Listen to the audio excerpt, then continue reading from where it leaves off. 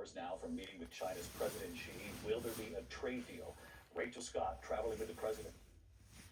Tonight, President Trump just hours away from his high-stakes meeting with Chinese President Xi Jinping, where he hopes to reset the relationship between the world's two largest economies and his trade war with China. I think we're going to have a deal. I think it'll be a good deal for both.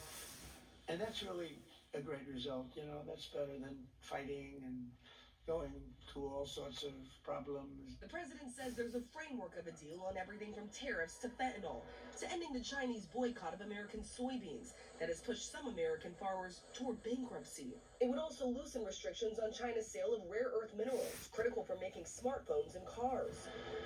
The meeting taking place here in South Korea, which has rolled out the red carpet for President Trump, even gifting him a replica of a gold crown worn by ancient Korean royalty.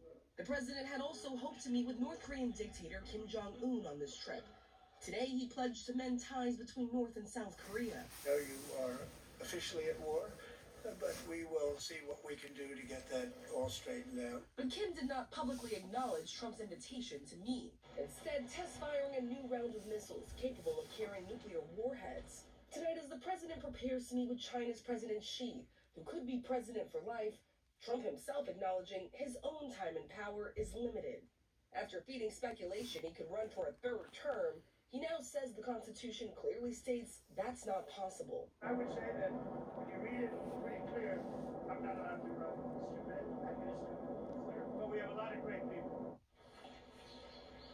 President Trump and President Xi will sit down here in South Korea in just a few hours. Meanwhile, back home in the United States, construction of the president's ballroom is well underway after the east wing of the White House was completely demolished. Tonight, we are learning the president has fired all 6 members of the Art Commission that were slated to review the president's construction projects.